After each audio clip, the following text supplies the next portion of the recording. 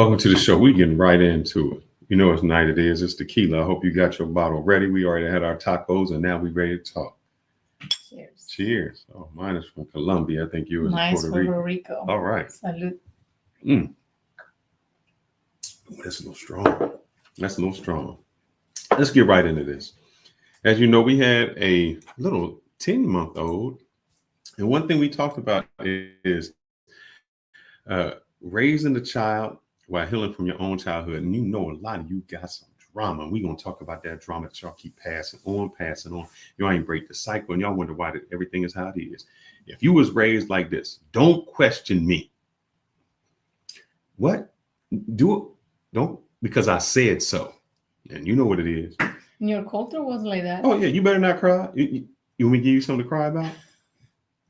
And we thought all this stuff was normal. But see, I started to realize a lot of what we call discipline was just actually unhealed pain in disguise. And tonight we're going to talk about it. We're going to talk about what it looks like to break the entire cycle, how to raise some strong kids. Maybe y'all don't have it. Maybe y'all see it or wonder why society is how it is. We're trying to break the cycle with us. So let's get to a few things that made me start thinking about this. This was the first one. Let's see if I can put it here. Yeah,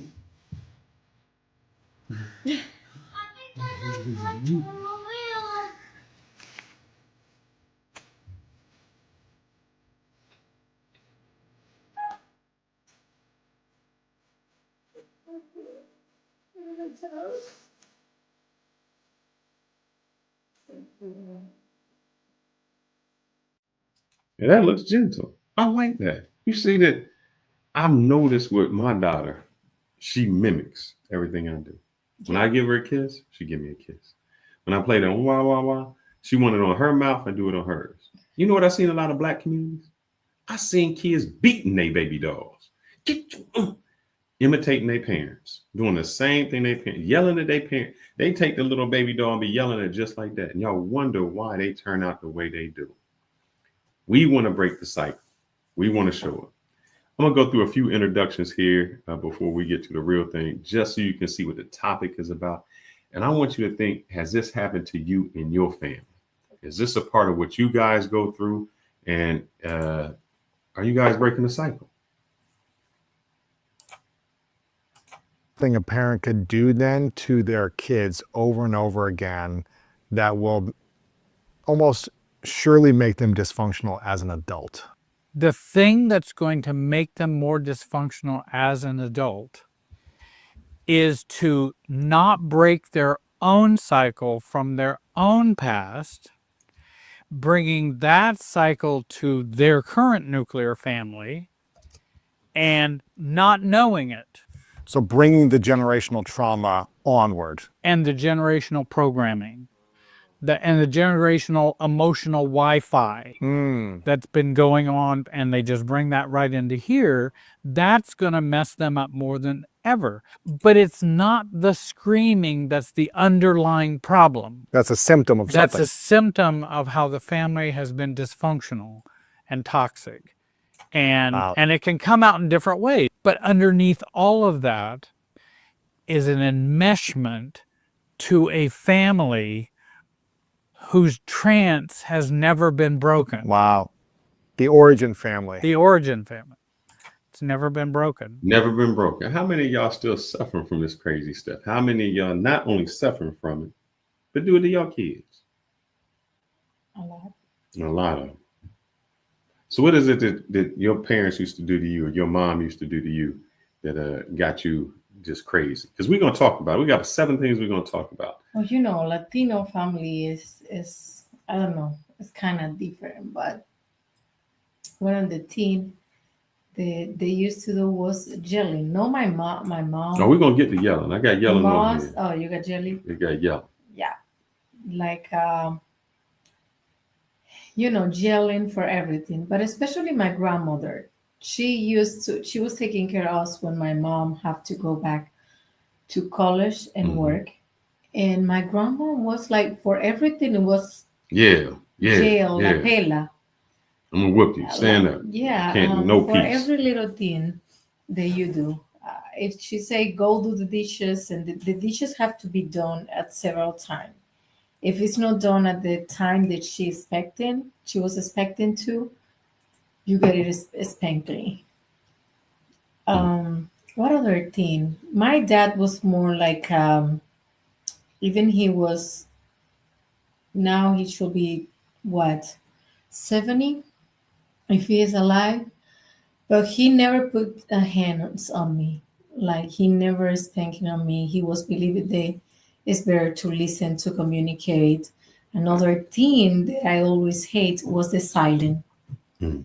Like when you do something wrong, instead they comes to you and agree what's going on. It's silent. They don't talk to you at all. My mom used to do that. My grandmother, my aunties, and I think that's where it come. Oh, start doing the addition and slam doors and slam things. Yeah, that And I anger, realized microaggressions. I used to do that. No, you still do that. Yeah. Yeah, I you- used to, no, you and still I do that. still do it when you I still do it. That's very bad. mad, and That's it's bad, and it's habits and things that I think I don't want my daughter see this on me, and learning and doing it. But a lot of y'all, it ain't even about, we talking about because we have a daughter and I see it. But a lot of y'all bring that into your relationships and wonder why it don't work.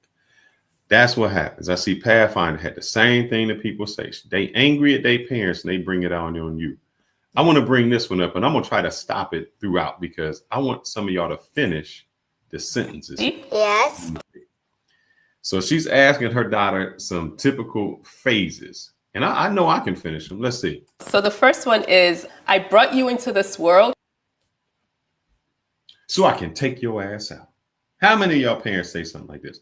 I brought you here so I can take you out. If it is, you suffering from a broken family and a cycle you need to break. And especially if you repeat. What does that mean, man? Your parent bring you in and they can kill you? They brought you life and they Just- telling you I can hurt Or you. the things when they say, just because I say, Mhm. you have to do whatever. Why? Just because I say. Just because I say. But I want an explanation. You need to. We're be going able- to get to that too. We're going to get to that one. So let's see the next one. So I can. Have a kid. That's a good, she don't even know what it is. That means her mom ain't never said nothing like that to her. Some of y'all suffering from trauma.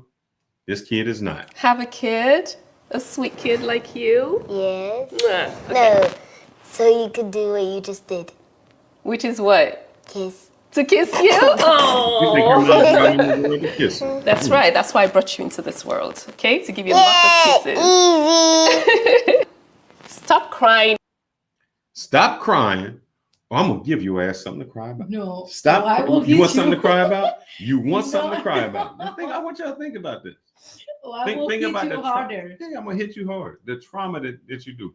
If your mom says something to this and you said something to somebody else, you create the same cycle, a traumatic cycle, and you ain't broken. Stop crying, or I'm gonna give you something to cry about. That's how the traumatic, with my family. Let's see what this girl thinks it is. Oh, I'll give you something to Eat. eat. Good Like job. chocolate. Exactly. Because I love chocolate. Right. You better fix your face. Oh, y'all know this. Fix your face, or I'm gonna fix it for you. You fix your face, or I'm gonna fix it for you.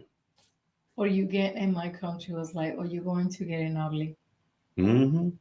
Which means don't cry because you're going to get an ugly.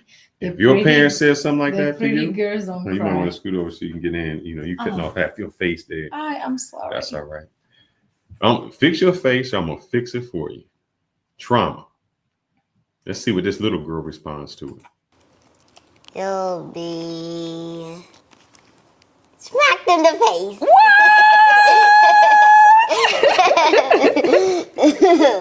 Have I ever smacked you in your face?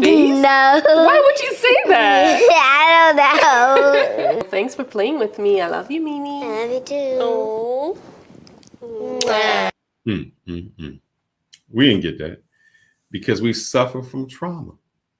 We repeat the same cycle. We say we don't want to grow up like it, and we're gonna go through 7 things. Some are spanking, yelling, all of these things. So just stick with us. We're gonna go through it pretty fast. We won't keep you here long, but we want you So just think about this. A lot of times the trauma that happens, especially in the Black community and the Latino community, is because we want something different for our kids or for ourselves, but we do the same things our parents But the did to thing us. is, if you don't help, if you don't recognize those things, how you will be able to do something better for our kids? It's like when we do something wrong that we agree we don't going to do with our daughter, Mhm. what we do?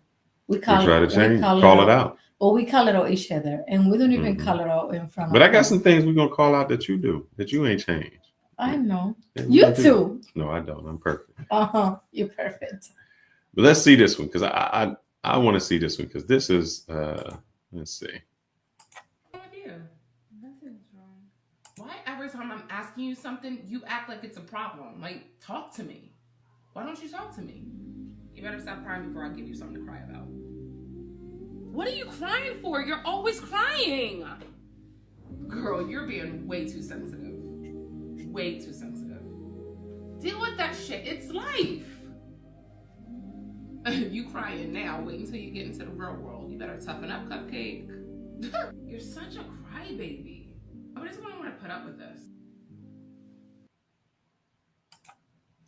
So If I told you, wait for you get to the real world, then basically I told my daughter, and I can use her as an example, the world is not a safe place. yeah, to correct. That's what we're saying. be. No, And we just the woman here is trying to say, why don't you talk to me? Why don't you open up? And she's showing the reason she don't open up is when she opens up, you criticize her. You tell her she not tough enough. You say that they not this. And then you wonder why your children or nobody comes to you. Even in families, you know, they don't come to each other.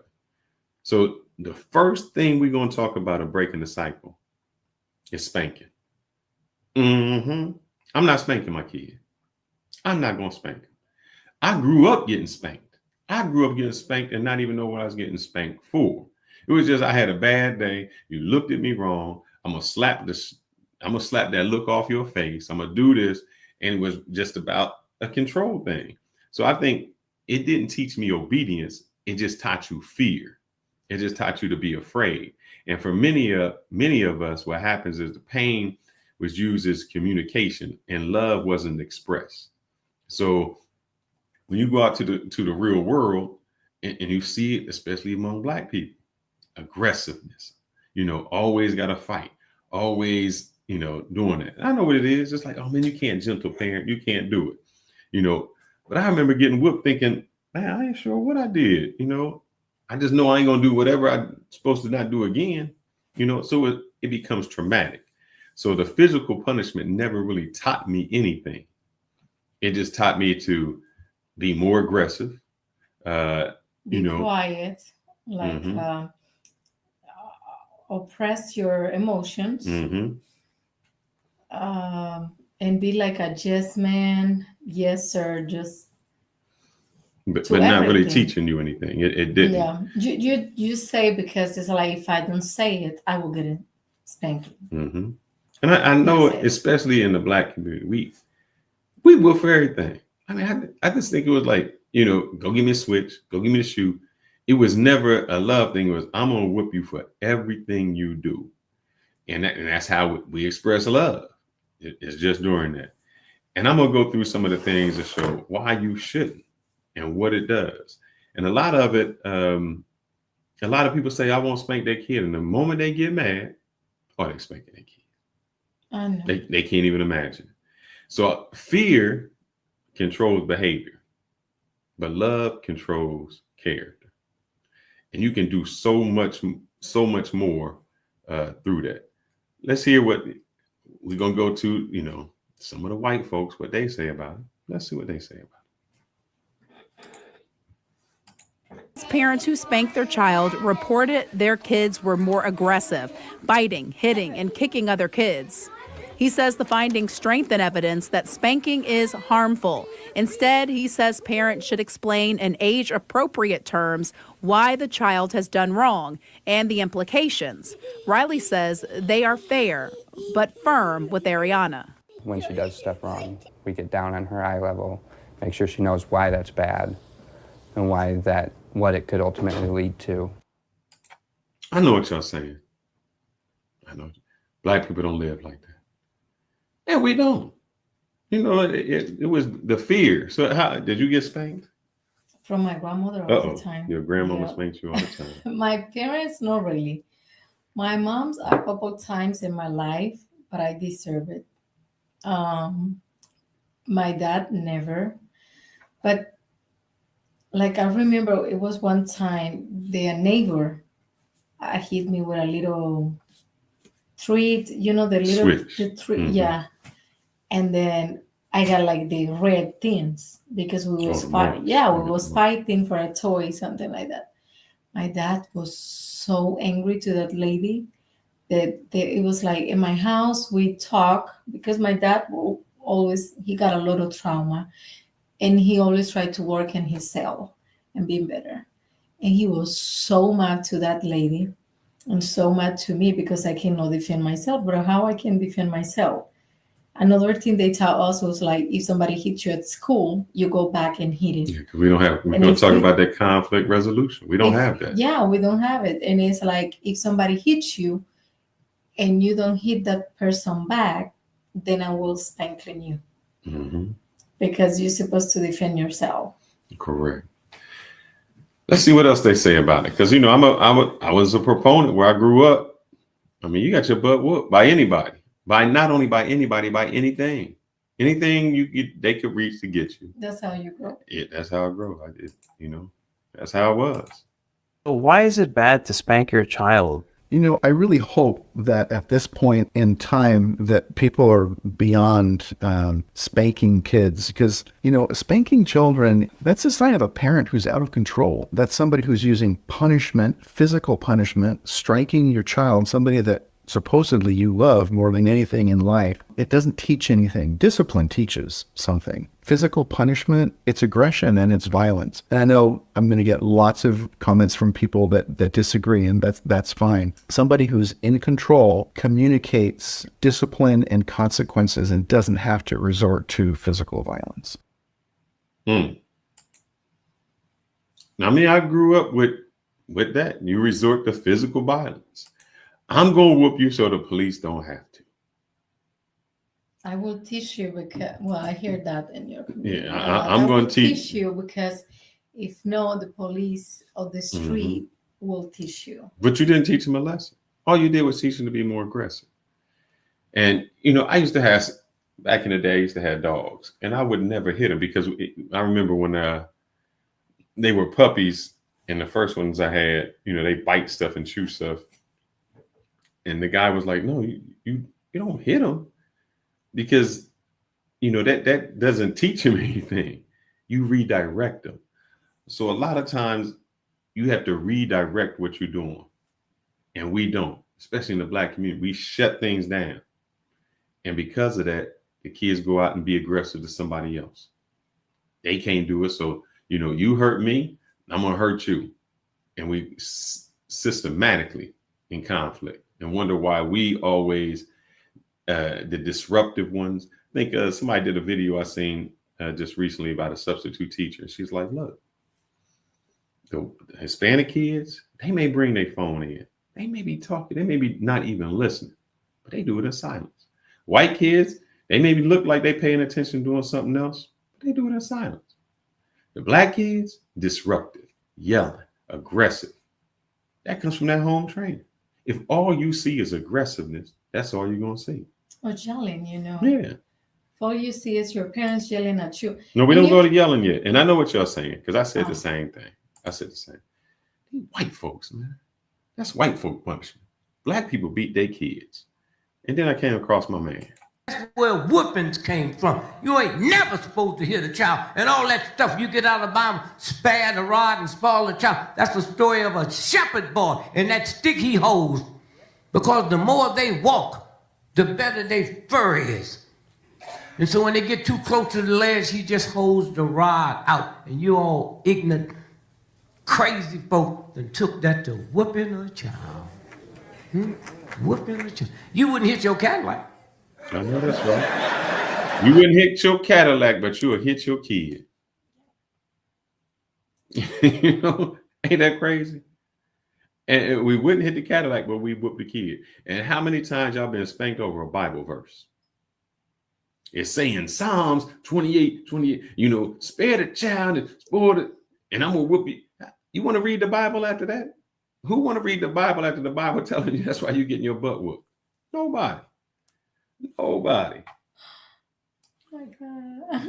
So point number one to trying to break the cycle is, man, don't spank. Aggression leads to another aggression. The next one is yelling. Man, yelling. Many of us yell because we never been heard. I'm letting you know, silence can teach more than shout never will.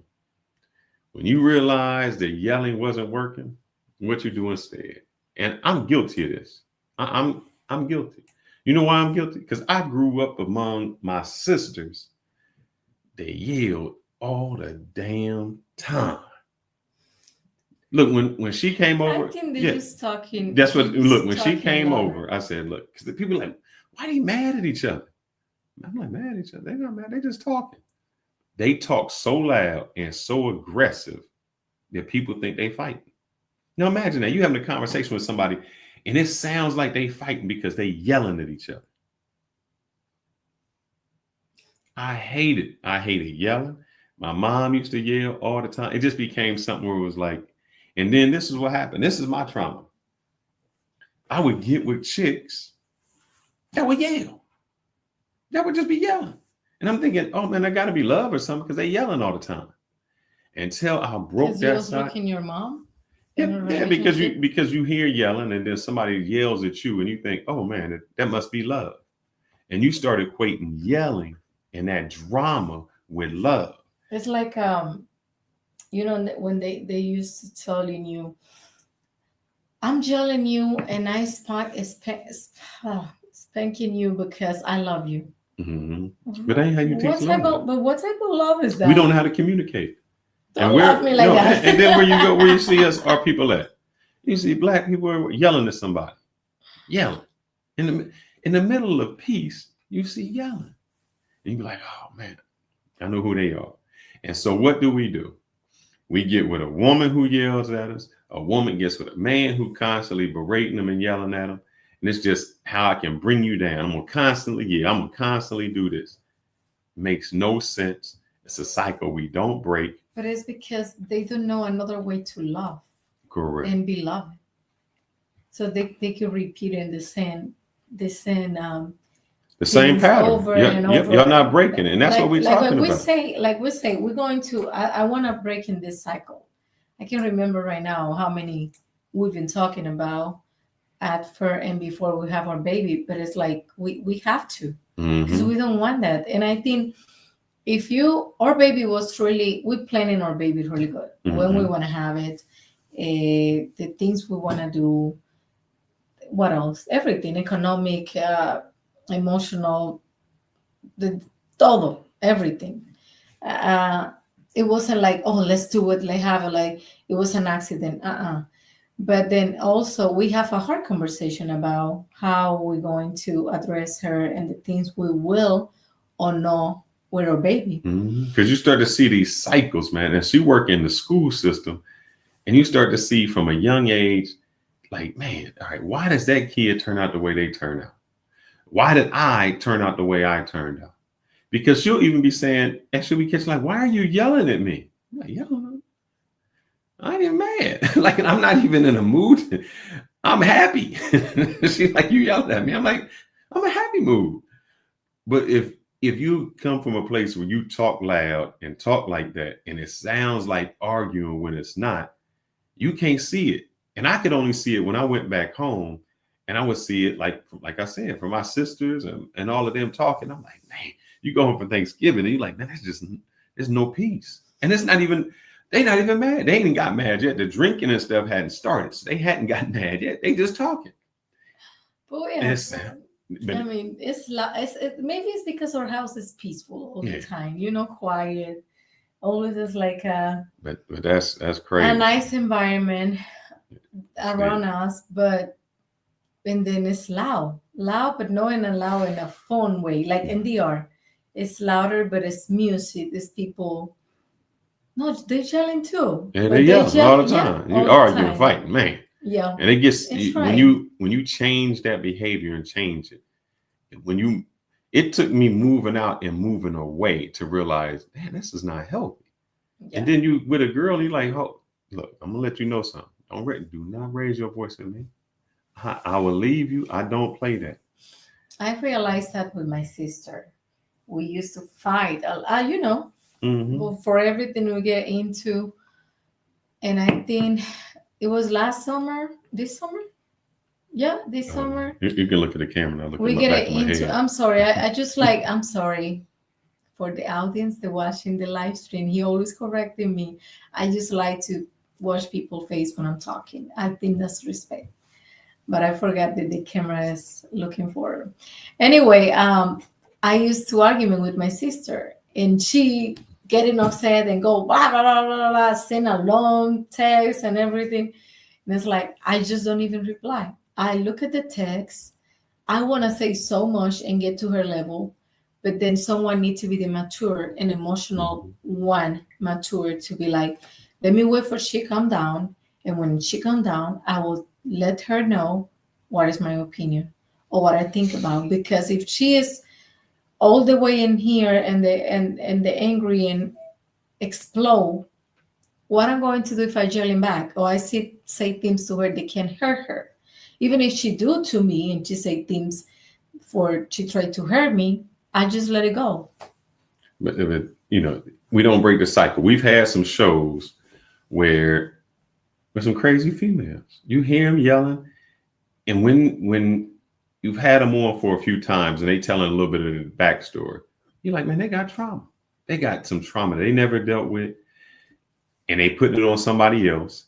And then when you hear what happens to them later, you're like, man, wherever they go, they bring that trauma and that drama right along with them. Nobody ever broke the cycle. Nobody. Let's talk about that.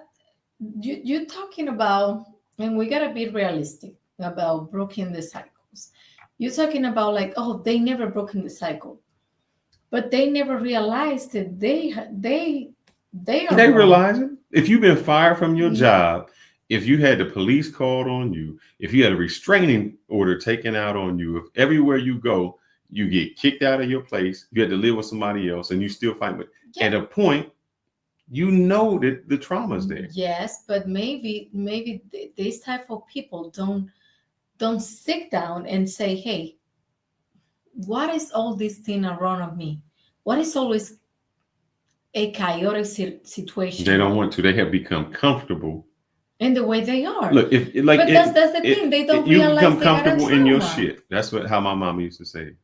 You've been in shit so long, you don't even know you in the shit. Let's hear about this yelling. Let's see.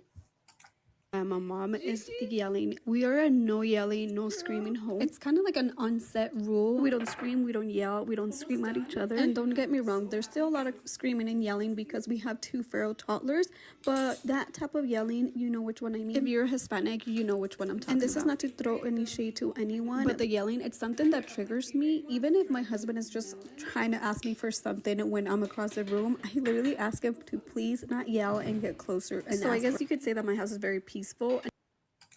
And that's what it is.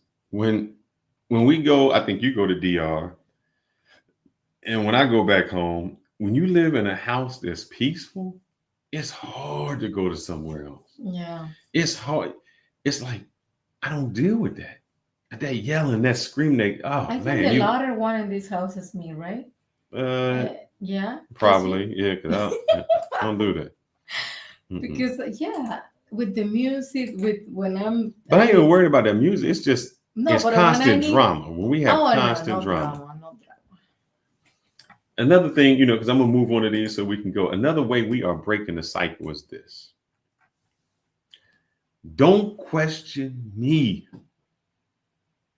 How many of your family said that? You have to do it because I'm your parent. Mm-hmm. I'm gonna play. You cannot go because I say it now. It's like they invalidate your emotions, the way you think, and what do you want in life? Because it's always dictating what you have or what you can or not to do. Now, I'm gonna show you this video, and then we're gonna talk about it. Let me get this person in. Quit running your house as if it's a f***ing democracy. Your household is a dictatorship. Do what I say, do f***ing else. Now they have this thing called gentle parenting. Here we go again. Oh, I believe in gentle parenting. Do you? Nope. You're living, aren't you? Surviving is not thriving. You survived it. I was very gentle. I give you passes from time to time. See, you survived that night coming in my house drunk, throwing up on my damn carpet in my bathroom, talking about your cycle was on. Your damn cycle wasn't on. You were drunk. Well, at that point, I was way too old for gentle parenting. Gentle parenting is like when they're growing up, you don't whoop them. Bruh. Oh, hell no. The don't. Bible says, Oh, spare the rod, spoil the child. So I believe in whipping that ass. I don't believe in abuse, but I believe in whipping that ass and letting that ass know, reach out and touch somebody's ass. Yeah. Make this world a better place. Say that again. Well, let me tell you something. I share with you that I asked we have like a WhatsApp family group chat and WhatsApp with the family, like from cousins, aunties, all the family together. And I asked the question in the chat, like, what trauma you experienced when you was growing up? And then let me see. Some of this, the ones. Does it got to do with this one, or you just about to go on a whole No. tangent to something else? Yes, it gotta do. No, I'm just saying because you be going on, and this is what It she do. gotta She with go this- way over in the It stories. gotta It ain't got be nothing to do with with the this point. one because All my right. uncle the one he shared was about that. Like he getting his spanking for everything. My grandpa don't let he express his emotions, and no matter what, he was the one that was always right. He didn't sit back and listening. It was like his word was the last word. And I came from that. So and even I say I run my house as a dictatorship. There's no democracy. I got the last word. But what I will do with breaking the cycle is I went to a rich white school. And you know what they did? You know, and they say, don't question me. They questioned everything. They questioned everything. That was the difference I seen between blacks and whites. We raise our kids to be subservient. Don't question. Don't do this. You know, so we taught obedience, but not understanding. Their kids was always like, well, why? And you know what happens? They start to question. See, when we get older, we are taught not to question authority. That's a worker's mentality. That's a subservient person's mentality. Rich folks, they are taught to question authority at all times.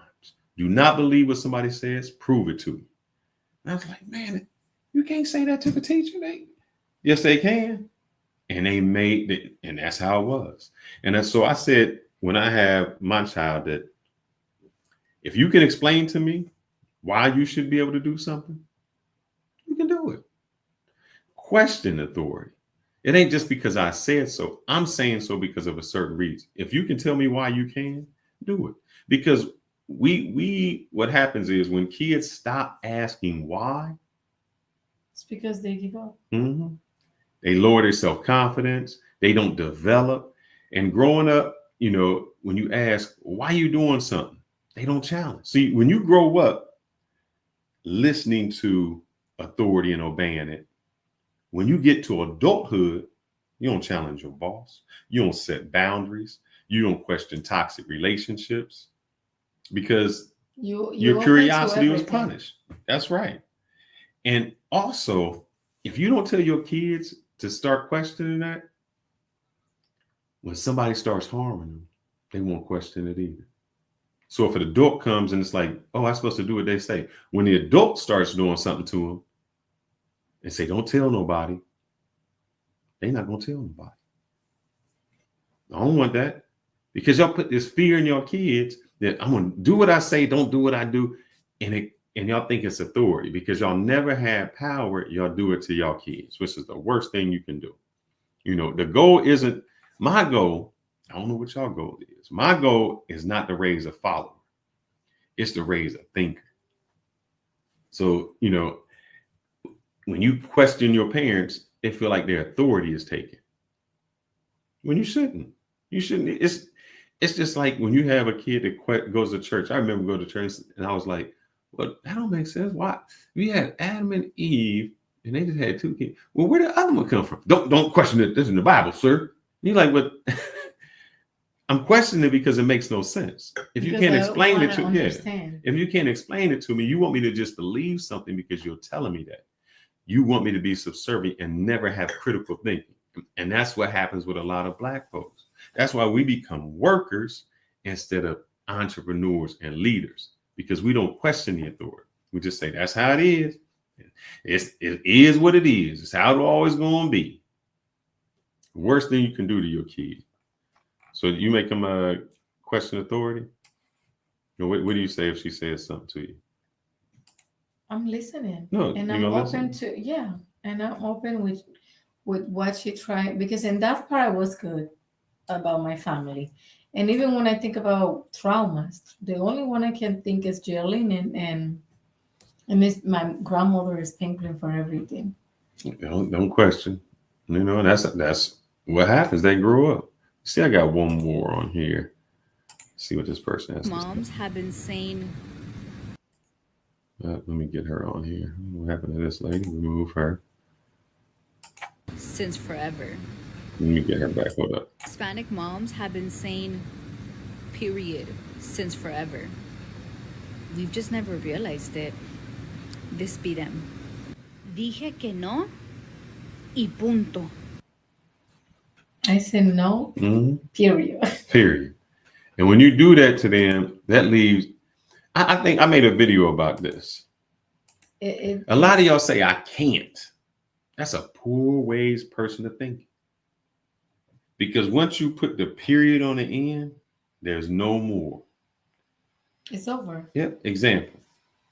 I can't afford that. Your thought process is gone. Your ingenuity is gone. And I never want to take that away from my child. Instead, you say, instead of saying, I can't afford it, you say, how can I afford it? See, when you change the words to how can I instead of I can't, it makes you think of ways, how can that happen? And if you tell your child, oh, it's not, you explain to me why you should be able to do this, why you should be able to do that. And now you started getting critical thinking. You started thinking there are ways of how to solve problems. And I see it in the community and I see it in cultures. I work in IT. Now, there's a lot of Indian folks in IT. The thing I see bad with the Indian folks are this. They can do the task. If you say, I need this done, they will get it done. They ain't going to do no more. They're not going to think outside the box. They're not going to give you another route of which an alternative way of doing it. It's just, I did the task. And it's task.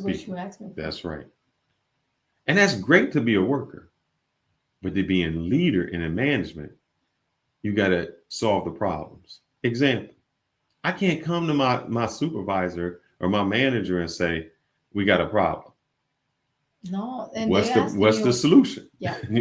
Don't bring problems. What solution do you have? Exactly. And I was going through a situation like that. Do you remember with a co-worker one time? And I remember our boss in that time was like, bring me the solutions. What is the solution? What can we do?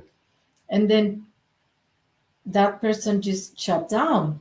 And to me, it was like, if you're going to talk about that in the meeting, make sure that you have options, that you don't just bring solutions to the table, because if no, I don't going to save you. I don't going to say anything, because that situation don't bother me, don't affect me, and I'm okay, I'm cool. But that will be the approach. It's not that the boss don't like you or don't want to listen to you, but it's kind of as a boss and as a manager and as a leader, it's kind of irritated, like you only hear complaining or the things I can take that out of your mouth and out of your mind and try to think about how I can do it. Correct. What is the best way? And she's not perfect. I know Pathfinder said, we got a beautiful girl and hope she grows up being magnificent. Thank you. But I see some things you do. Yeah. What? A whole lot. I'm gonna tell you some. What I do? I'm gonna tell you what you do, and you don't even know it. You don't.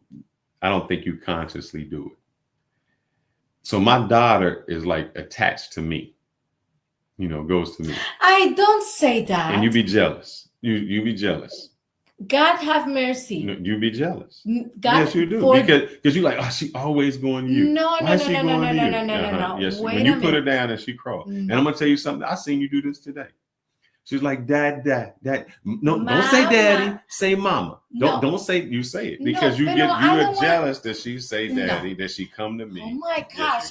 Stop it. It is. Tienes que parar. No, para. Come on, I'm telling you. No. Let me explain myself. Can I explain myself? Go ahead. Yes. It's not that I want, she know how to say dada and papa. So I want you to learn to say mama. I was the one always tell her dada because I know that's the first word they tend to say. No, she just said it. You ain't teach her to say it. That's just what she said. Pero if you repeat it, they learn and they try. But she like I say, but you have a jealousy. You like, oh, she just want to be with you. But never in my life I would be jealous that my daughter be attached to you and love you because I don't have a dad. My dad passed when I was young. What makes you think I want my daughter don't have this beautiful relationship that she it ain't that, but but I think what happens is you think like, but I'm not why jealous. She come to you? No. But I'm not because you you spend more time with her. You taking care of her during the day, and I do it during the night and when I get home. So it's to me it's normal. I say those things to you because I'm supposed to be the one she been attaching to because I'm the mom, but I'm not at home in the way you are. Mm-hmm. But it never from the bottom of my heart, it never come with jealousy. It is no way. I don't care. But I care. No, meaning I like Rona said we got a competition. I don't. To me, when 4 o'clock come and she here, man, like, bruh, here I got work to do. But I ain't got no issue with me. I have nothing. I don't have to. It's like, her like, oh no. Look, if I give her to him and what she'll do is still try to come back or she'll crawl. You know, but that's what I take her out of your office and now I run off you because if no, she get used to come to you all the time. Even I think you get mad about that. I'm not mad. Oh my God, he's wrong. Él está equivocado. No le crean. Another thing, I think we're on number 4. What is the other thing? The next one is number 4: conflict resolution. And we don't teach conflict resolution in the Black community. What happens? Somebody hits you? Oh, you better go ahead. You better not come in this house. If you come in this house, it's the same in my culture. Yeah, but it's the same. And what it does is we don't teach conflict resolution, and because we don't teach conflict resolution, and that's a cycle I need to break. Because I say, if something happens to you, you got to go fix it. You got to go kick some ass. You got to do this. And I do the opposite. I apologize. Mm-hmm. And what does that make? That makes aggressive kids. No, but I do the opposite. When I do something wrong, I go back and apologize to people. You're not. I don't. And it's part of me. I mean, you know that I'm saying that's a cycle that I need to break. But you know, you got these, and you what effort do you are putting on to change it? No, I mean, I ain't gonna lie, I'm putting no effort into it. I mean, because it's so embedded in me that I'm trying to break the cycle. What makes it's very good. Look to the people you was talking before that they know they hear it drama, they do this, they do that. And then you don't change it, and you at least you recognize you have those traumas. Look, no, I'm gonna lead with this gem, and I'm gonna say it a few times. You cannot rewrite your childhood, but you can rewrite your legacy. So I know I can't. My childhood is what it is. I can't rewrite it. And that's what happened. That's what I'm accustomed to, and I hope that I can rewrite the next person to say, I see this is wrong. I know this is wrong. We got to do better. And so I don't want to do that because what happens, especially in our community, man, I've seen this so many times where we got aggressive kids. They get mad. They can't talk it out. And instead of talking out like men, I got to go get a gun. Well, instead of bullying, they got to go shoot up the school.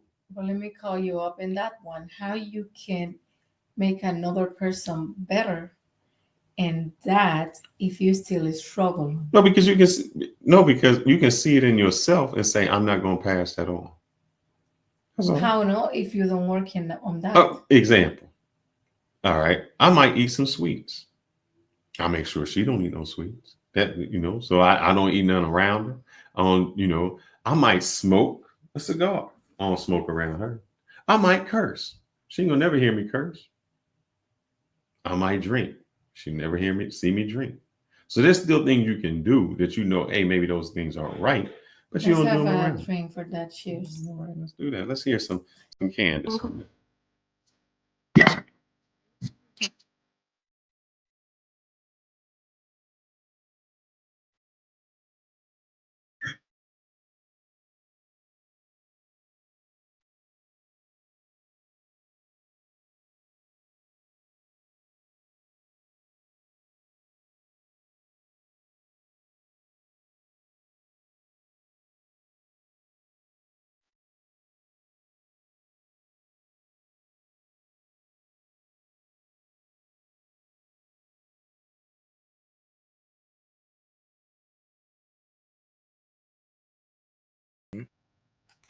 You grow up doing no conflict resolution, you're going to be an adult with the no conflict resolution.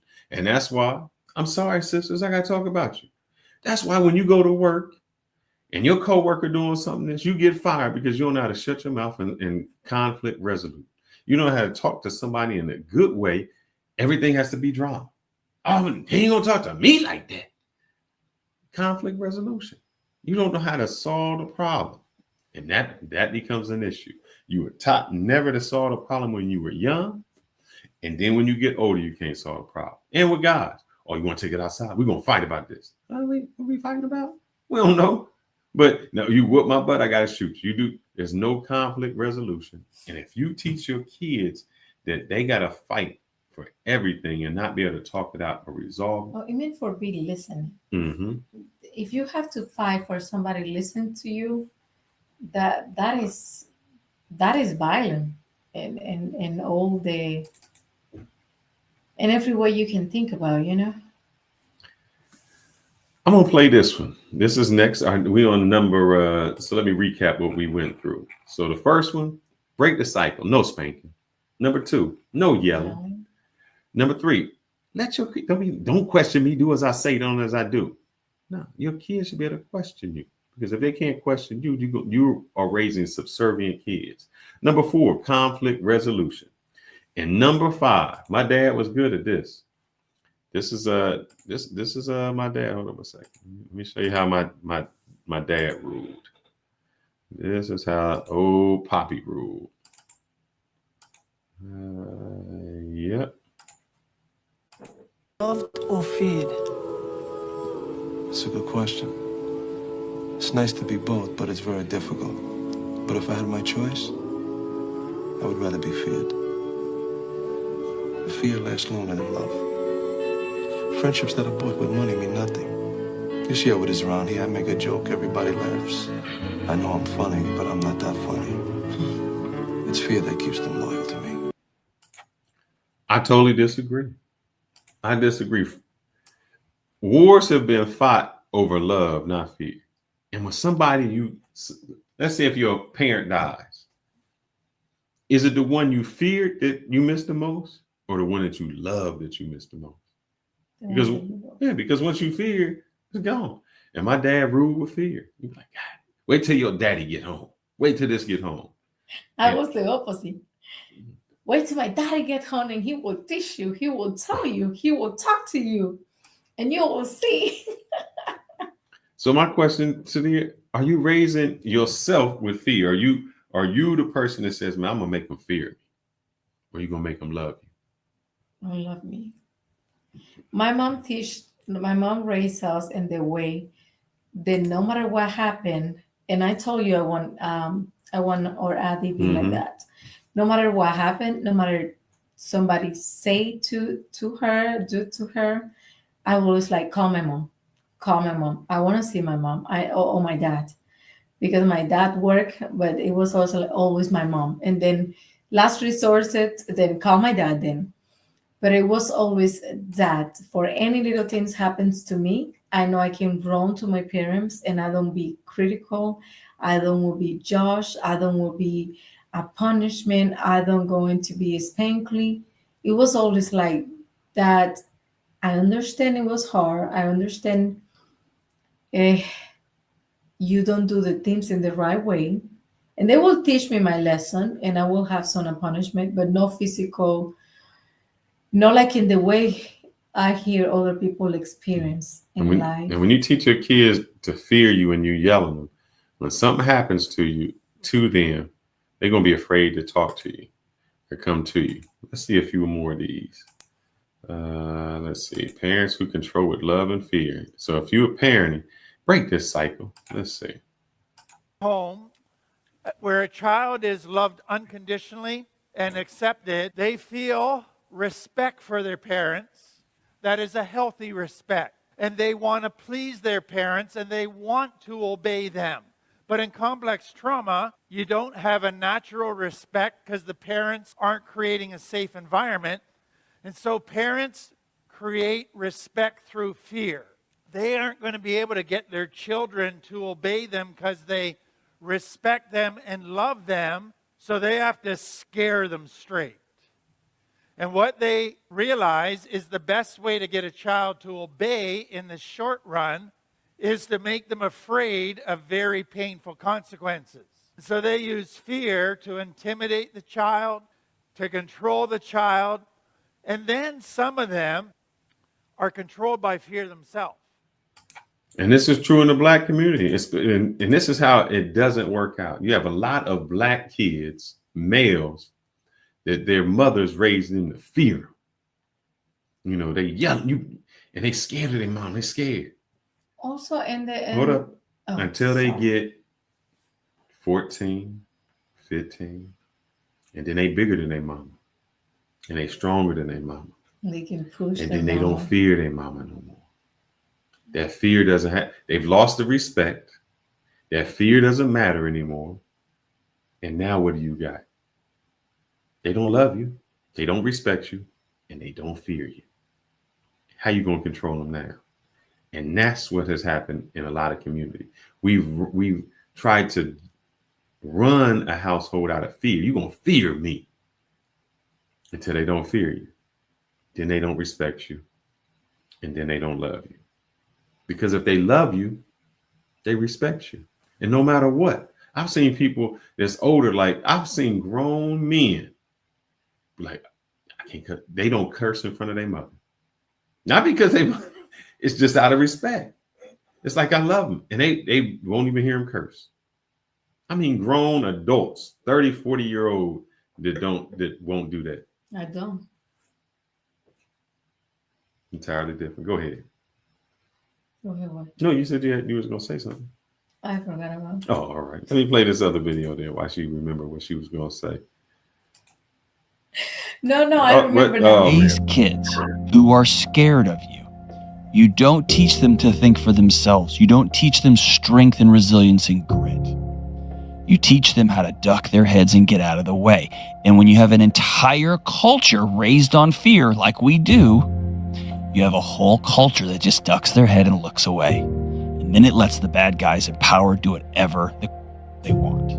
I want my son and daughter to respectfully, in the right way, challenge me, because I'm teaching them not just to take everything and just have it shoved down their throat. I also am not going to scream and yell and belittle my kids as a way to flex on them. You know why? I don't need to flex. I'm bigger than them. I'm their parent. And that means I have to work really hard to not ever get out of control. Yeah, go ahead. Oh, the another thing, at least in my community years ago, maybe 2 generations before my generation or 3, it was like when the kids get touching by family members or by friends or the people, because those things coming from people, no one stranger person come and touch your daughter or touch your son or, do things. And they teach, like, be quiet. That's something you cannot talk. That's something you cannot say in public. You need to chop your mouth. But also it was like, well, but if that person touched you, it's because you was doing something wrong. It's because you was dressing in the inappropriate way. It was never that support, that family support, like, hey, comes to me, something like that happens to you, talk, we can talk about it. It wasn't like that. So it was fear and a full expression about that too. And we see that a lot, especially in the countryside, in the campo. We hear about those stories a lot. Like people go to the river to wash their clothes, or go to work in the field, and in the way home, things happens, and they gotta be quiet. That's because they that fear. I don't make that. Yeah, first. That's a cycle you got to break. Come and tell me anything, no matter what. Even somebody says something inappropriate to you, I just don't care. You just come and talk to me. Also, but it's things you gotta work at home. Like if she don't see us to being wearing no clothes or do things inappropriate or touching things that we're not supposed to touch in front of her, that's not thing she will learning. And if somebody comes to do to her, she will see as a normal because mom and dad is doing this, you know. Let me just address Daniel here. Daniel says he wants to be a moderator. Whose page are you in, Daniel? I don't know if you're in mine or Yanil's. If it's her, she'll have to let you moderate, and she can answer that. So when he answers, which one he's in. It's in your page. It's in my page. Oh yeah, I'll hook you up, Daniel. I'll go back before this is over. I'll go back and hook up the moderation. Let me see if I can. I don't know if I can do that now. I forgot how to do that. If you know how to do it now, just type it in there. Yeah, I gotta go into the page. Yeah. I'm not at my page. Give me a second when a video plays. The next thing. So we done went through 6 of them. I'm sorry. Number 6 is making your kids work too early. That's a cycle I'm breaking. I know when I was young, it's like, you want it, go work for it. You got to do this. I'm trying to teach you work ethics. I'm teaching you this. No, no, no, no. You know why? Because that's what I thought. I'm like, oh man, you got to go out there and work, and every summer you struggling. And you know what? When I went to a school that was wealthy, you know what they don't do? The kids don't work. But let me ask you a question, because I see that in my field. Kids tend to work early and need to work for get the things they want to. Those are the kids that you start to see they fail in education because it's like money become more important. They go to school, they study, and because it's easy money, I can make money. That's what they think. But you're making a little bit of money now, but what is your goal? You want to make this a little bit of money, or you want to make a lot of money when you graduate, when you have a career? Well, what it does is show them how to work. I don't want my kid to learn how to work. I want to learn how to lead. So instead of that, every summer, instead of you working, unless you're working somewhere like that, volunteering, unless you're working somewhere that is educational, I don't need you working at McDonald's. Hell, you ain't gonna work at McDonald's. I don't need you working at McDonald's doing something. That's teaching you how to work and scrub some floors. I don't need to teach you how to do that. I need you to teach. I'd rather take the time, like every summer, those kids, every summer they would be going to camps, IT camps. They be going to learning. Yeah, they go follow like the judge somewhere. They put them in positions where it was that. It wasn't like, oh, I'm gonna have you work for McDonald's, learn how you scrub the floors and pick up bad habits. But what do you learn about cleaning? About working as a, I don't know. I know a lot of people who work where I work, the kids, their first job is the job there. That's their first job. They didn't work through high school. They didn't work through college. It was like, you are here for this purpose. And you can do all of that. And when you get out, your purpose is to graduate, is to be more successful, and to be more educated. You're not going to work at McDonald's unless you're going to own a McDonald's. I'm going to have you scrubbing the floors. You're going to work in positions, and I'm going to put you in places to succeed. We try to teach this behavior, this ethnic behavior, and it doesn't work like that. I'm trying to get in to see how I can do this moderation. Man, I got to go in. You got to go to the live now and click. Yeah, I got to view my channel. Let me play this one real quick. Yeah, you always curse, but you curse in front of your mama? We didn't play that. It was a sign of respect. Broken. Yeah. It's just a sign of respect. It's like you don't do it. And rich kids, they don't have their kids working. This is what they teach them. Kids' money skills? Yeah. Okay. When they were 6 years old or 5 years old, I'd give them $5 a week. And they had to keep a log. $3 for spending, $1 for giving, and $1 for savings. So if they would go like to someplace and they'd say, Dad, will you buy me the Coca-Cola? I'd say, yeah, you got your own money. Why don't you buy yourself one? They'd say, oh, no, I can't afford that. See, they teach them how to manage money. We don't. We teach them how get that paycheck from McDonald's and go get you the Gucci belt. Learning no skills, learning nothing, but that's what we do. So my break in my cycle is she ain't gonna work. She not gonna work. That's just how it is. I think what we do is we don't want our kids to be lazy. You can teach work ethics without having to do blood, sweat, and tears. I don't need her to be forced into adulthood too young, too soon. I don't need that. Live a childhood as long as you can. You know, do some summer jobs with the business. Mm-hmm. Let me show you how to invest. Let's do, open up.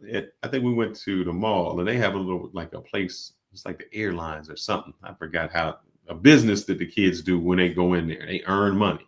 It's like a game. That's what I want to do.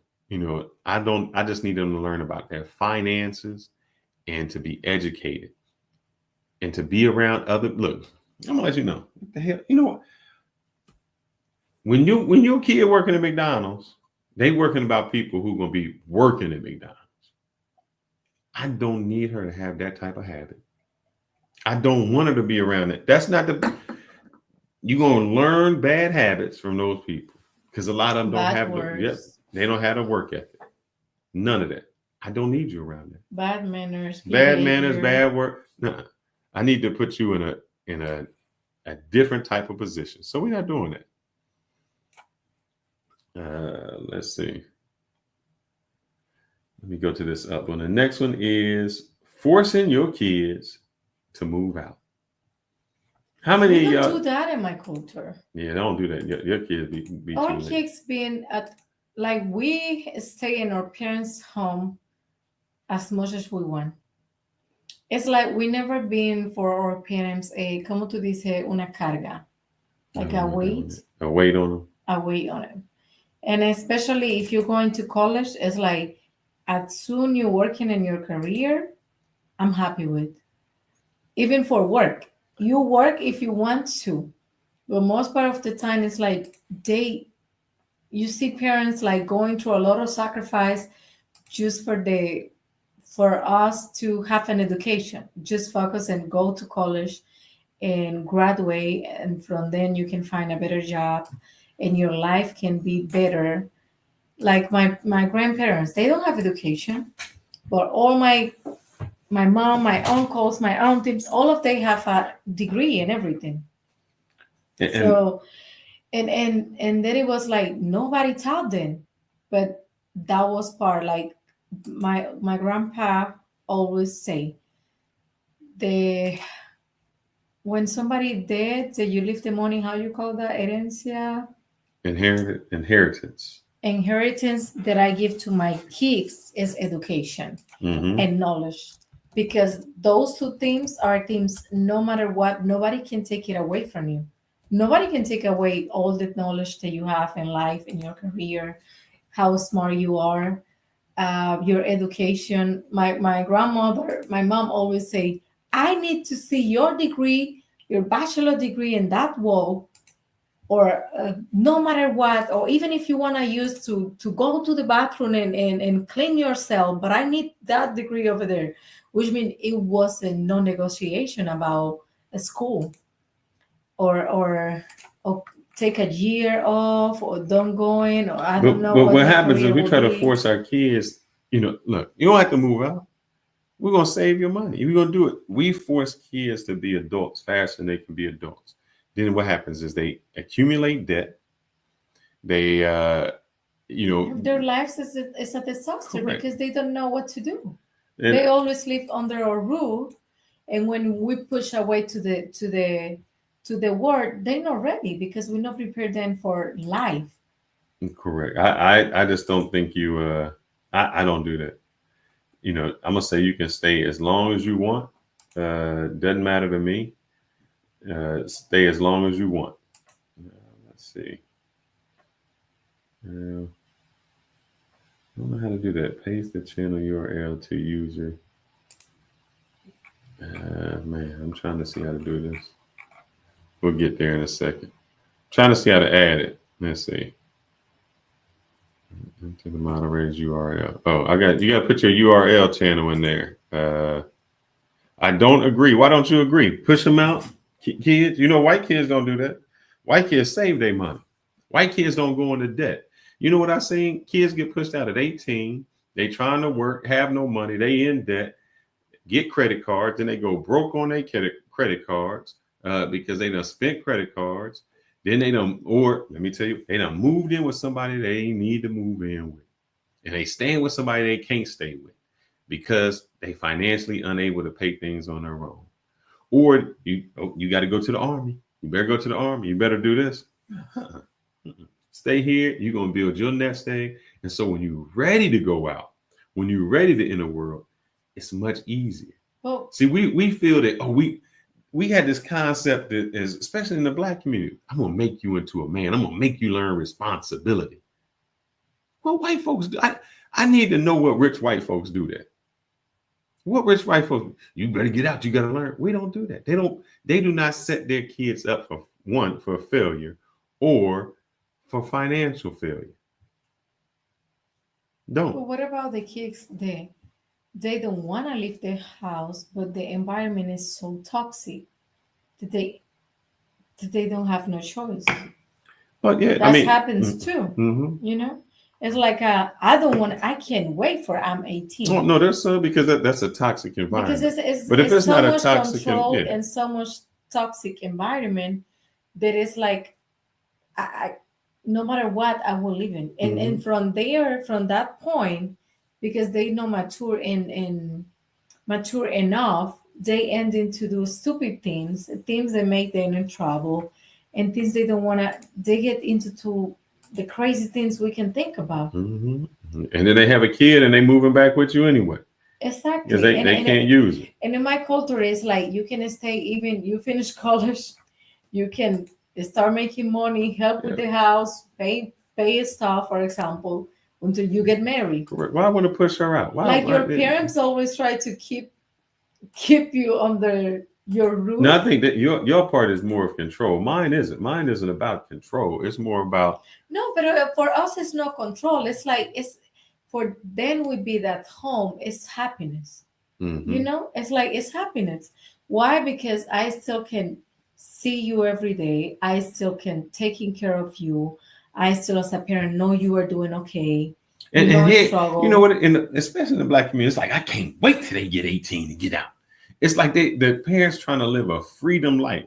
They think that parenting ends at 18. Parenting doesn't end at 18, bro. It never ends. It never ends. It never ends. And they think just because they're 18, I don't have to be a parent no more. Parents don't. It doesn't end like that. I mean, they're responsible parents thinking like that. They're responsible, emotional, mature parents thinking like that. But the ones that just thinking and look for themselves, that's the mentality.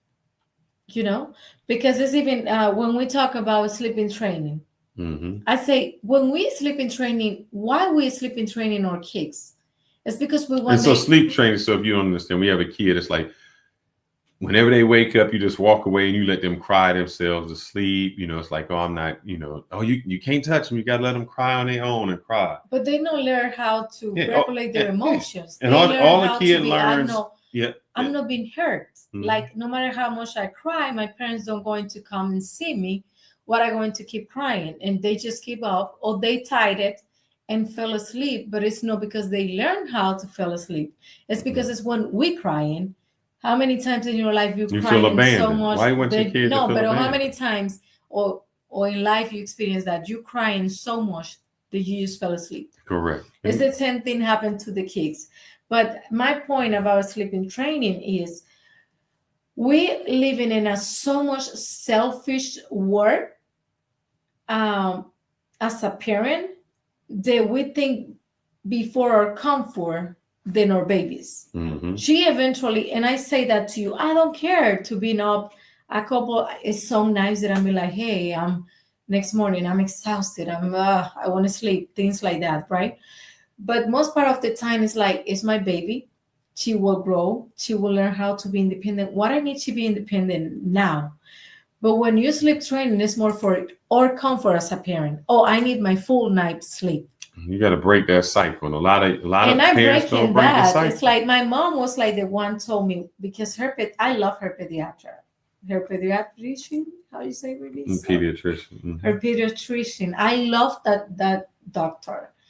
But about sleeping training, she put so much in my mind that she made me think I was doing bad as a parent.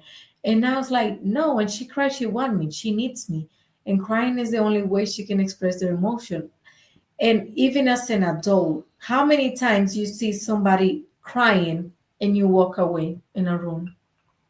And you be like, let me close the door, cry as much as you can, mm-hmm. and fix and yourself. I think he said, let the kids do what they want. That's not it. At a kid when they're young age, they don't know. They don't know. You're teaching your child abandonment. That I don't know. It's like grow up, do that. It's not that when you have a foundation. And what sin? No, but when you have a foundation, as a parent, you're supposed to be the safety net. That's it. You guide them, you let them go, and you the safety net. It's not do what you want. It's learn, fail, but fail with a safety net. In the Black community, it's just like fail. You're gonna start off fail. You're gonna learn. You know how people learn about bad credit? Because they got bad credit. You know how they learned about the law? Because they got in trouble. That's entirely different way. We're gonna talk about some of the things that break cycle. Then we're gonna wrap this up real quick. I want to play some of these videos to show you about breaking cycles. Children to eat all of the food. Mm-hmm. This comes from a scarcity mindset. Yep. And leads to eating disorders. And how many of y'all, you gonna eat all that damn food? Why? What are you teaching your kid? And you know what they teach them? Because I've seen it in Black community. You teach them, and we teach them in Black communities. One, you're gonna eat it all, and you force feed yourself. Scarcity. Number two, you know what else you teach them? Because I went through this. No matter how full I am, I cannot leave nothing on the plate. I don't know when I'm gonna get fed no more. I can't leave it on the plate. It creates obesity. It creates this. And see, I can't talk about your work. You got people that work to be like, I gotta take all this food. They go to work events and they stealing all the food because it's in their mind. I gotta get everything I gotta get. You force them to eat things that they don't like, that they don't want, and it's like I'm forcing you to do something.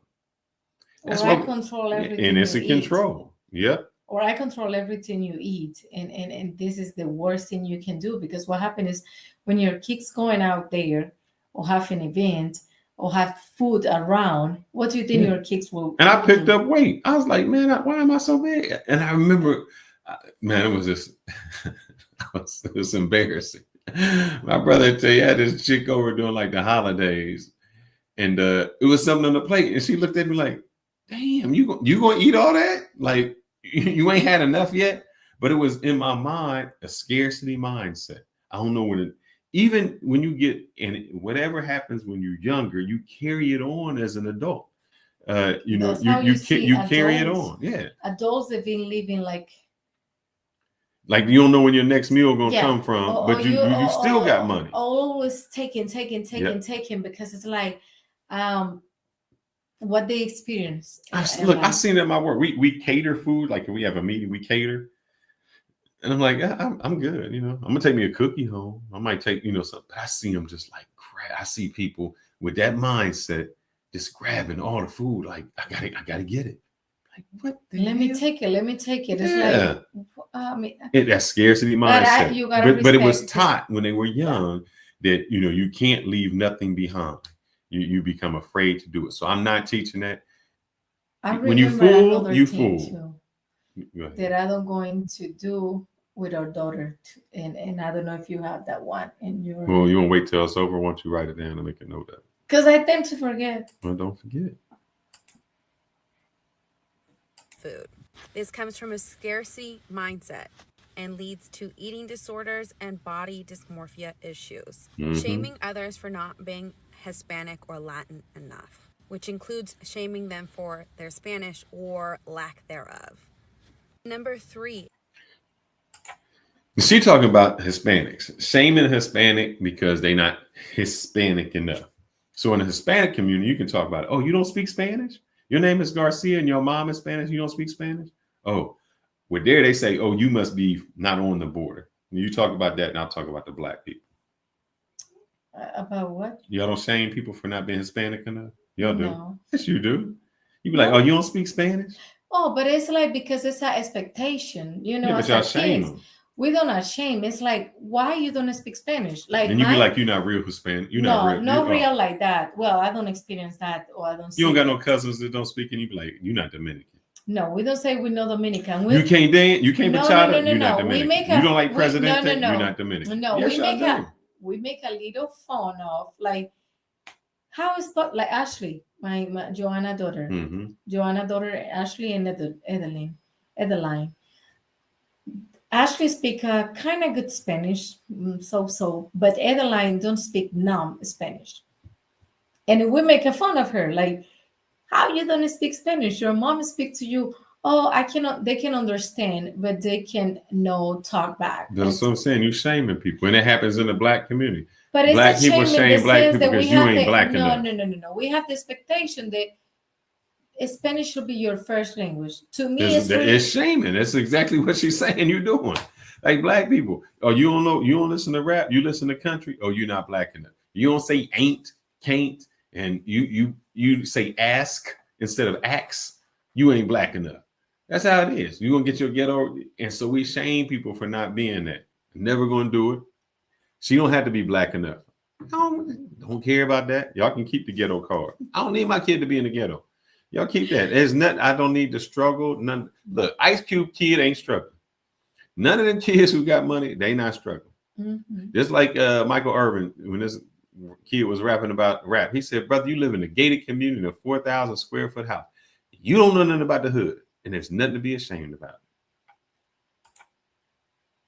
Alcoholism or Mhm. alcohol consumption in general. Why is no one questioning why it's ridiculous to have 20 cases of beer for a 1-year-old party? Forcing children to Y'all eat do that. all of the I don't know what y'all go. Yeah, y'all go to birthday party just to drink with a 1-year-old kid. I don't need my kid. I don't need no look. Birthday parties for the kids, not for the adults. If you got to drink and you got to do that, you don't need to come to the party. Break that cycle. Because what do you think the 1-year-olds are seeing? and learning. In order for me to enjoy myself, I got to drink. Yep. That's the worst thing. Break that cycle, man. So that's 3 of them you got to do. Let's see the number 2 cycle. You need to stop forcing your child to say or hug grown-ups that they're not comfortable. Yep. Black people, y'all know y'all. How many family reunions I come to? Come give your auntie some sugar. Give your auntie some sugar. Come on, sit on auntie's lap. You don't want to, but you force your kids to do that. That was the one I was about to say. I'm never going to force my daughter to say hi or bye to someone with a hug if she doesn't want to. Mm-hmm. She can wait. She can be like, hey, you know, and I prove you that in my country, or when we have people come over or whatever, if she don't feel comfortable, if she don't wants to, I don't going to let my daughter cry in your arms just because you want to carry her. I'm Correct. sorry. And I told you that. Just please go and take my daughter and make sure until she wants to reach out to you, she can go. Correct. If no, I mean, I don't care about other people's feelings. My work as a parent Take it ahead. is a protect and taking care of her feelings and her emotions because she don't know how. And that's what y'all doing. Y'all forcing your kids to be with people they don't want. And then when all of a sudden they was touched because they wasn't comfortable around them, that uncle that's always, sit on my lap, then you wonder why. If they didn't like them when they was little, they don't like them now, but you force them to be around. Yeah. I don't do that. So that's a cycle we break it. What you're teaching your child is that They need to prioritize the opinions of others and how they're being seen rather than their own body's autonomy. This can lead to some slippery slopes. Number 2, you need to remove shame out of your parenting style. Our parents often mocked us or shamed us in order to get us to do what they wanted us to. I think somebody said that on this one. You know, they say, you just like your damn daddy. You ain't shit and you ain't never shit and you ain't gonna grow up to be shit. Y'all shame them into doing something. I've seen people talk to their kids the most disrespectful way ever. Put them down. You ain't nothing. You ain't. What you expect them to be if you tell them that they ain't nothing?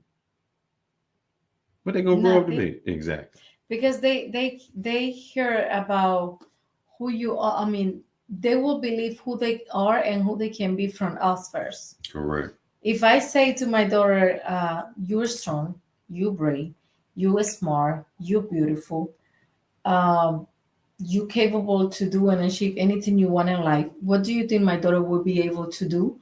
Or how she will feel when somebody call her ugly? Mm-hmm. I didn't hear. I came out. I think I have a box. Oh, right here. So I have a box of tissue. Who say gel? Oh, we don't gel, so there. No, so I came out and man, she had taken about 20 of these out, just all over the floor. And the first thing I wanted to do was yell, like, what the heck? And I caught myself. I was like, nah, just making a moment. I was like, here, just give me one. Give me one. I know if it was my mom back in there, I'd have been, yeah, the hell you doing wasting all this? It'd have been cussed out of shame. And so you can just transform and say, oh, you got this. Here, give them two. Give me one. Let's count it. Yeah. See, that's an alternative way, but we don't know conflict resolution. We don't break the cycle. So somewhere you got to learn how to break the cycle so your kid ain't doing the same thing. Let's hear what else this young lady has to say. And I can almost guarantee that you've grown up with a lot of self-doubt, Self-doubt. a lot of limiting beliefs, probably anxiety, depression, or you're an overachiever who doesn't know how to rest. Number 3, stop using violence as a means to control your child. Mm-hmm. So yes, that means no spanking, no chancla, no belt, because that is assault.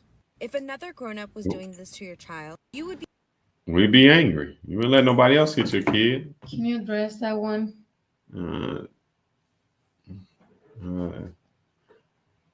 What's that one? I ain't even reading the chat.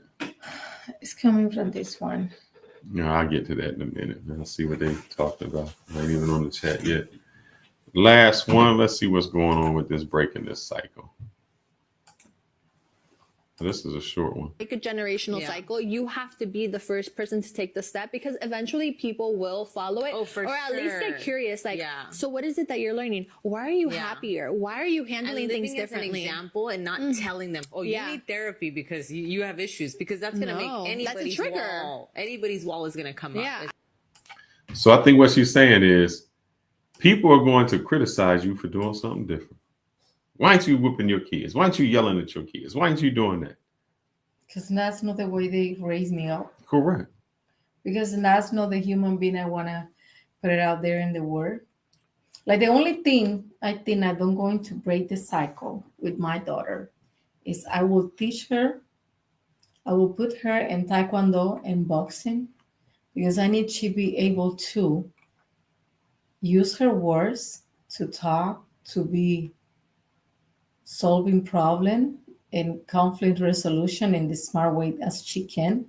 But if somebody puts hands on her and the things get worse, she can also be able to show the people what I'm capable to do. Mm-hmm. I'm a nice little girl. I have an education. I have manners. I'm patient. You know, I can control myself. I try to talk, but you don't listen. You don't respect me, and you put your hands on me. Then I will show you who I am. And I don't want to tell nobody, I know Taekwondo, I know boxing. No, I will be like, you keep it quiet. And when you have to use, you use it. And then I got your back. Tell the teachers or whatever, call me. Because we're living in a world that we try to do the right thing with our kids. But affirmally, how do you say that? I don't know what word you're trying to say. But it's sad that the other parents don't do the same thing. No. So I got some questions for the audience before we wrap up. Did you get spanked when you was a kid? Do you think it helped you or hurt you? No, it don't help. What would you not pass on to your next generation? What cycle do you guys think you want to plan to break? You know, mine is no yelling, for spanking. 20 minutes. Let's see, I might do that. We can open the panel for 20 minutes. That way we can listen to people. And Kaden, we would love to have you in the panels. You have so many smart ideas that you can share and teach us. That you are more than welcome to come. We ain't getting into all that. I got maybe 10 minutes. I'll open up the panel. Somebody wants to come up. If not, that's okay. I'll keep going with my things here. Let's see. How young were you when you felt like you was an adult? I moved out when I was like 17, so that's when I felt like I was an adult. I never want to move out. Yeah, I moved out when I moved here with you. I needed to find my own way. No, I was so comfortable in my house. I work. I was 17 when I moved out. But you moved not by choice. Yeah, I moved by choice. No, but because the things you living in your house home, or you moved because I was ready to be independent. Okay. I was ready to have some hoes up over my house, baby. I ain't lying. I'm about to get these hoes over here. I'm about to move. I had a roommate, man. Me and him guys like, man, we about to have hoes central up in this month. It's about to be ran through. I knew what I was trying to move out to. I was like, I can't have my mom knocking on my door and I got somebody butt naked in my bed. I got to get out. I'm letting you know that's what it was. But I'm your wife and stop that. Hey, you're not getting in my feelings. You got to stop. That's what it was. Yeah. I don't care. And you think because of what we're saying, you think you're making your kids soft now? I don't think so. I don't think so. I think people say this generation is weak. I just think it's just being aware. We did so much stuff and caused so much drama before that we just didn't do it. We just hide it. Like I got in my family so people that's been dead for 50 years, they still don't want to talk about it. Like it's a family secret. Like we ain't talking about that. The hell? Nobody, they want to cover things up. They want to, we can't talk about this. You can't talk about that. And it's just these cycles they don't want to break. Nobody knows why something was done, but we ain't going to never solve the problem. Nobody wants to solve the problem. Address the problem. Mm-hmm. Like I remember it was because when I talked to with my mom, it was like time like, but why you never can talk? What you never can, express your feelings? What happened to you or what happened done to you? Because it's getting worse. It was like that little secret thing of everything. Like you cannot reply back to anything. And I think I've been broken cycles in my family since a young age, my sister and I, because it's like, you don't tell me things that I'm not okay with, or I don't believe it, or I'm not addressed with you. I don't matter how mad you get, I will give to you my viewpoint. I think that's how it is when you stifle that. And I only see it because when you work in a corporate America and you start to see who the leaders are, who's the followers, who's the workers, who's the shaker and movers, you know how they was brought up. And it's almost like, oh, they were brought up this way. And because they question authority, they question the status quo, they move against the grain, but in a strategic way. And you're like, oh, and those are the people, when they do that, they say, oh, they're going somewhere. They know how not to cause conflict. They know how to bring the people together. They know how to think outside the box. All of those. Where I see some Black people, we just happy to get the job. We happy oh man, I got the job. I'm good. But I don't question. I put my head. Like, how many people say I just put my head down?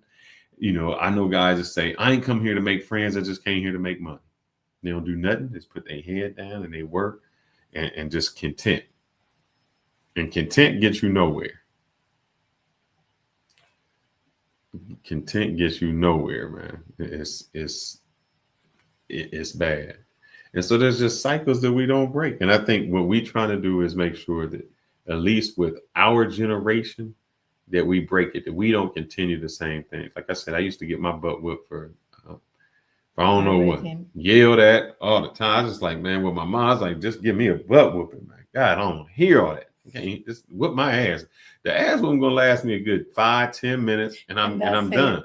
Yelling, she gonna yell all day. She gonna yell. She gonna get on the phone and tell some girl, you ain't believe what the hell he did. And then it's just like, God, man, I don't want to hear all that all day. And that yelling, it just, it doesn't boost your confidence and put you down, and then it makes you want to yell. And so what happens is we think the loudest person in the room is right. No, they're just the loudest person in the room. Yep. That's it. And especially with guys and girls, if you have physical violence, a lot of times, like if your mom says, your dad says, I whoop your ass because I love you. Don't you understand it? Then when I got when she got a husband, he say, I whip your ass because I love you. Or she just think he whips my ass because he loves me. Yeah. He gotta love me. He beat my ass every day. Yeah. And the guy be like, well, she love me. You look how much drama she does. See, that's love right there. Y'all remember on she's so jealous because she loved me. Yeah, she ripped up my clothes and burnt them up. Yeah. Because she loved me. Yeah. Y'all mistaken. That's when we don't break that cycle. We start mistaking love for something just toxic. Yeah. We do that. Or I'm gonna show them. You're gonna get the hell out of my house when you get 8. You ain't even graduated. I know people that turn 18 like in December. Graduation ain't until June, and they like, you getting the hell out. But we talk about yelling and physical hitting and spanking and everything, but we don't touch base a little bit more about silent. Oh, the silent treatment. They don't talk that's to them. the worst of ignore them. I'm just going to ignore your kids. I teach you that being ignored and don't be heard is okay. Mm-hmm. Especially when you try to tell me how you feel. Like I remember one of my auntie, when she moved out with her first boyfriend, she got married and left the house. My grandmother was mad at her. She don't talk to her. And then we used to go back and pick you. We was young, like 13, 14. She was like, her funeral already passed. And we are doing the 9 days, with that, we do 9 days prayers every day for the person that passed away. We're doing the 9 prayers daily for her. And when this is done, it's done. You tend to forget the people that die. So my grandmother was like, she was always never show her emotions. I think my generation, my sister generation, and the youngest one was the one taught her, how to be lovely, like hugging, how to say I love you, because it was hard for her. She will show you the way she taking care of you and make sure you're okay and discipline you. But that was only the only way she know how to do things. I know people whose parents never told them they love them. It was just more like, I did this for you. Yeah, and that was the way I love you. I never said I love you. Never showed the emotion. To teach my my grandmother to do that. I seen it on the YouTube where the guy would just call up. He called up his dad on his phone. He was like, "Hey, Dad, I love you."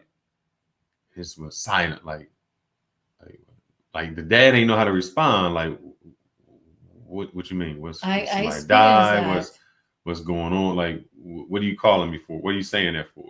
Like, it was such a rare thing between them that it was like, I don't even know how to react to it. And that's so crazy that you've grown up with your parents for so long that you can't even say, I love you. Like, I love you is a weird thing. Like when we would go home and it would be silent, like not silent, like everybody's just calm. It was a weird thing. Like, man, something about to happen.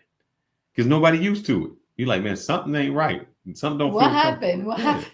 It's like something is just strange and off because everybody's not yelling. Yeah. And that becomes so normal. We've normalized that not being able to conflict, being able to talk, spanking for everything. I mean, I just seen this like, man, that kid get a whooping for everything. I mean, put your clothes up. What do you expect them to do? And it's something that I think we create in our kids. Or impatient will be her anxiety. Because she will be like in this rush, in this thing. Like I'd rather to be late at work. Like I almost be every day. Late for me is like 2 minutes, so 8 o'clock. I always like to be there 5 or 10 minutes early. But to me, it's very important that I leave the home and she's in peace. She's not crying. Even I know she will be in the best hands she can. That is in yours. Mm-hmm. But for I have a peace of mind that I can function right in a good way at work. I need to do that. But you see these parents, they start yelling at home in the breakfast time as soon the kids wake up, or waking up the kids yelling. And then we have a kids that come into the classroom and it's not able to focus. It's not able to complete the task. They come in yelling. Because they already come stressed out. They already come in a bad mood because how my day start. My day start, I spilled the milk by accident and my mom yelling at me or hitting me. Yeah. They yell at them. Not only they yell at them waking up, and they yell at them going to sleep. It's like what is wrong? Like waking up time and bedtime for my daughter is like it should be the most peaceful. And you wonder why they had nightmares, man. God, dog, you're yelling at them going. Yeah, my daughter laughing when she smiled. You can hear her ha ha ha ha. I don't know what she's been dreaming about, but she's a more happy girl. And I think we made that happen. We made that different. Like when we have disagree and we raise our voice, I always the humble one, I just move away until I'm ready to talk or until he come down and we have a couple argument in front of her. And I was like realizing, no, I don't want this happen again because what we're teaching her.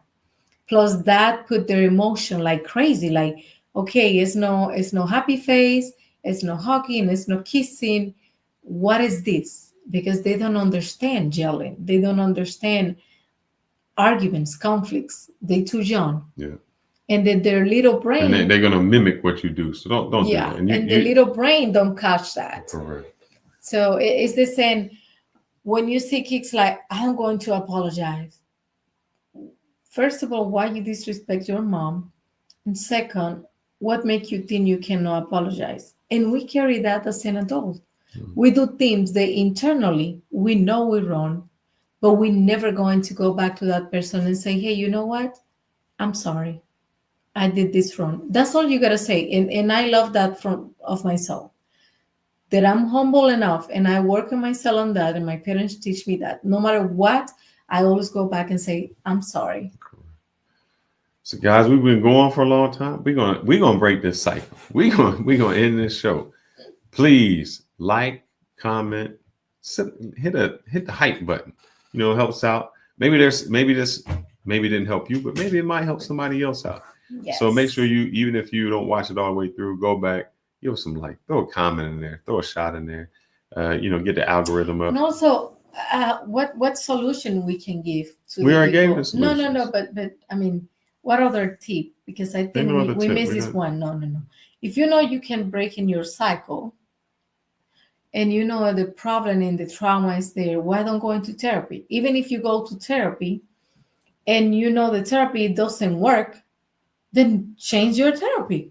Because it's not where you're going to therapy for 3 to 5, 10 years and nothing changes on yourself. They gotta do that. If you see that you're doing this, if your mom did this to you and you see the same characteristics in you and you don't want to see it in the next generation, you need to change it. Because sometimes we just have some hidden things that we didn't take care of and we move it on and then wonder why we are the way we are, or why the women we meet are the same women, or why the guys that they go through are the same type of guys. Break the cycle. You're never going to get anywhere with that. But that said, we out of here. Good night. Stay fearless, baby. See you next Tuesday. Bye, guys. Until next time. Cheers. Bye-bye. I need this drink.